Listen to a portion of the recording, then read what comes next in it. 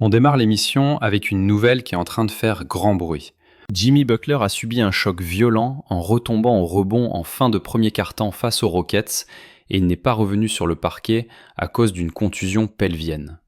Wilbon, à quel point ce coup dur pourrait-il plomber la saison des Warriors ? S'il est absent pour une longue durée, disons plus de 2 rencontres, c'est fini, on peut plier les Gauls pour Golden State. Franchement, son analyse tient la route et n'est pas dénuée de sens. C'est un secret pour personne, les Golden State Warriors changent radicalement de visage selon que Jimmy Butler est présent sur le terrain ou non. Cependant, il y a un détail crucial que lui et le reste du monde doivent absolument garder en tête. L'identité des joueurs qui l'entourent sur le parquet importe peu pour la franchise de la baie. Tant que Stephen Curry est aux commandes, la victoire reste à portée de main, quel que soit l'adversaire en face. Steph place un cross dévastateur. Le tir primé est en l'air.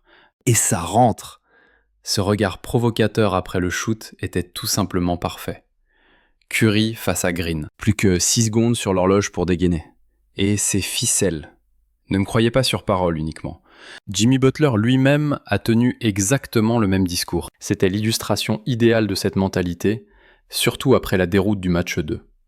Les Dubs étaient dos au mur et privés de leur fidèle lieutenant. Steph a décidé de porter l'équipe sur ses épaules pour aller chercher la gagne, peu importe qui se dressait devant lui ou qui jouait à ses côtés. 36 points, 7 rebonds et 9 passes décisives. Une ligne de statistiques hallucinante, et pourtant, ces chiffres sont loin de refléter la réalité. Ni de rendre hommage à la performance de Steph Curry face à des gars pourtant réputés pour être capables de le stopper. Effectivement, face à une formation dotée d'un athlétisme hors norme, d'une intensité physique redoutable, d'un coaching de haut vol et d'un personnel défensif d'élite. Stephen Curry avait la lourde tâche de remporter ce match sans sa deuxième option offensive, voire sans véritable soutien au scoring tout court. Mais fidèle à sa légende, au moment précis où vous pensez que l'obstacle est trop grand pour lui, il le franchit avec la manière et en rajoute une couche. Et après un démarrage poussif pour le chef et ses Dubs, les Warriors étaient menés 35-24 au milieu du deuxième quart-temps. Oui, vous m'avez bien entendu, seulement 24 points inscrits à la mi-période. Voilà le résultat quand Jimmy Butler est absent et que Stephen Curry doit souffler sur le banc. Dès son retour en jeu, il a immédiatement compris que tout reposait sur lui et qu'il allait devoir sortir le grand jeu, ce qu'il a exécuté à la perfection.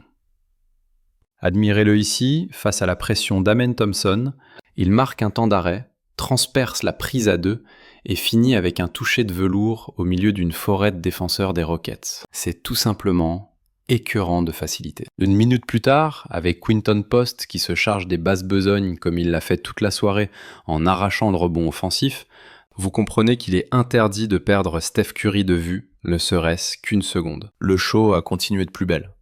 Je préfère me taire et vous laisser apprécier cette action de Curry. Avec la planche, et ça rentre. Vous avez vu ce dribble ? Ce changement de direction, l'utilisation du corps, la finition contre la vitre, on atteint ici le summum de la technicité possible. Non, je le pense sincèrement. Face à une telle maestria, le pauvre Alperen Sengun n'a aucune chance de contenir Steph qui le dépose pour aller au cercle. Steph était absolument partout, réussissant même un stop défensif sur Fred VanVleet après son avalanche de points avant de lancer Buddy en contre-attaque. Et tout d'un coup, après n'avoir marqué que 24 points en 18 minutes, les Warriors ont explosé le compteur avec 22 points lors des 6 dernières minutes du quart-temps, uniquement grâce au coup de chaud monumental de Steph. Cette domination s'est poursuivie tout au long de la partie.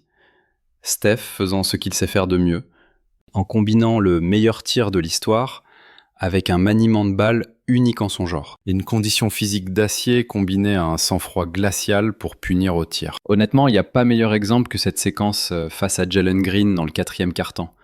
Il reçoit la gonfle des mains de GP2, il amorce une pénétration vers le cercle, mais Green reste collé à ses basques. Admirez ce petit jab step vicieux, suivi d'un coup d'œil furtif vers ses appuis. Et en une fraction de seconde, il dégaine et plante le 3 points. Bon, ok, j'avoue, j'ai un peu menti. Il a infligé exactement la même sanction à Jabari Smith Jr. Oh là là, Steph a carrément tiré le frein à main. Un arrêt brutal sur place. Et attention, il ne s'est pas contenté de faire le show au scoring. J'ai mentionné ses 9 passes décisives. Comme à son habitude, Steph subissait des prises à 2 constantes. Il se faisait trapper, plaquer comme au rugby américain. Un harcèlement de tous les instants dès qu'il touchait le cuir. Je ne sais pas comment il a réussi à claquer 36 points dans cet enfer, mais il l'a fait. Il a aussi réussi à mettre sur orbite tous ses coéquipiers, leur offrant tir ouvert après tir ouvert. Une avalanche de positions ouvertes, y compris sur cette passe lumineuse. Green. Waouh, quelle vision. Peyton m'a récupère. Un véritable caviar d'anthologie signé Curry. D'ailleurs, il faut absolument qu'on parle de l'auteur de ce panier. Gary Payton le second. Je le répéterai inlassablement. S'il y a bien un homme en qui j'ai une confiance aveugle pour surgir dans le money time, hors des stars habituelles, c'est GP2. Vous voulez des tirs décisifs ? Il répond présent. Vous avez besoin d'écrans solides pour Steph, suivi d'une coupe au cercle ? Il gère ça parfaitement. Vous réclamez des actions défensives de grande classe ? Vous connaissez la réponse. C'était pas pour rien qu'on le surnomme The Young Glove. Et maintes fois, quand les Warriors ont besoin d'un sauveur pour élever le niveau, qu'il s'agisse de planter un tir depuis le corner, de dévier un ballon crucial ou de créer du jeu, GP2 est au rendez-vous. Je suis prêt à lui ériger une statue, là, tout de suite. Je suis on ne peut plus sérieux. Lançons le chantier maintenant. Car en plus de tout ça, il a littéralement écrabouillé Dillon Brooks au passage. Si vous ne l'aimiez pas déjà assez, le simple fait de le voir passer au travers de Dillon Brooks devrait suffire, non ?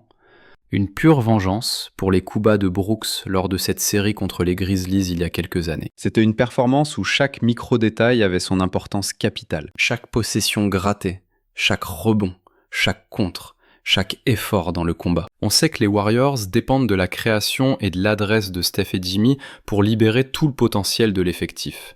Donc quand l'un d'eux manque à l'appel, ça met d'abord une pression monstre sur les épaules de Steph. Et ça oblige les autres joueurs non pas à essayer de remplacer Jimmy Butler, parce que c'est mission impossible, mais à multiplier ces petits détails invisibles, ces fameux 1% qu'ils ne feraient pas d'habitude. Et l'un de ceux qui a enchaîné ces actions de l'ombre dans ce match, c'est Quinten Post. Vous pouvez jeter un œil à la feuille de stats et voir 2 points 1 sur 7 au tir. Mais nous savons tous qu'il existe 1000 façons d'impacter une rencontre quand l'adresse vous fuit. Et pour un gars sélectionné en 52e position à la draft de l'an dernier, jouer 27 minutes en play-off, c'est irréel. S'il est resté autant sur le parquet, c'est parce qu'il s'est arraché, comme un mort de faim, sur chaque ballon. Pour être franc, ce match renforce ma confiance en Post comme jamais auparavant. On sait tous que son shoot est une valeur sûre. On sait qu'il aura des soirs d'adresse insolentes. Mais s'il est capable d'influencer le jeu positivement, sans rentrer ses tirs, ça veut dire que le jour où ça tombera dedans, il sera plus impactant que jamais. On assiste à son évolution en temps réel. Et il y a un autre joueur qui mérite qu'on parle de lui. Juste pour sa tchatch, vous savez, vu qu'il ne sait pas faire grand-chose d'autre. Donc l'ouvrir, c'est sa seule arme. Voici ce que Jalen Green a déclaré après le match. Voilà exactement ce que les rageux répètent en boucle sur Draymond. Qu'il n'a que de la gueule. Monsieur triple single. Blablabla, toujours la même rengaine. Sauf que la vraie différence, c'est que lorsque Draymond Green ne met que 7 points, il reste le patron sur le parquet. Alors que quand Jalen Green termine avec 9 points, disons qu'il valide littéralement son inscription pour aller jouer dans la ligue chinoise. Mais au-delà des stats de Draymond, pour les vrais qui ont regardé le match, ceux qui kiffent autre chose que les highlights Instagram à base de dribbles croisés et de step back, finissant sur un pauvre 30% au tir, vous avez vu la vérité. Draymond Green s'est transformé en Superman défensif dans le 4e quart-temps, en mettant Sengun sous éteignoir. Il a barricadé l'accès au cercle pour tous les Rockets, sécurisé les rebonds, il était tout simplement omniprésent. Et impossible de boucler cette vidéo, sans parler du feuilleton hilarant entre Jimmy Butler et Buddy Hield. Franchement, je suis à 2 doigts de faire une vidéo entière juste sur leur bromance bizarre. Dites-moi en commentaire si ça vous chauffe. 2 moments m'ont tué. D'abord Buddy qui s'excuse après s'être fait voler la gonfle par Steven Adams. Scène incroyable sur le banc avec un Steph Curry qui s'en tape royalement et Jimmy qui se retient d'exploser de rire. Et plus tard, regardez-moi Jimmy, toujours sur la touche, en train de donner un tuto perso à Buddy sur comment on dribble un ballon. Je ne parle même pas de leur déclaration, mais bon, on garde ça pour une prochaine fois. Bref, j'espère que vous avez kiffé. Abonnez-vous pour ne rien rater. Lâchez un petit pouce bleu, ça fait plaisir. Et surtout, passez une excellente journée. Ciao la team!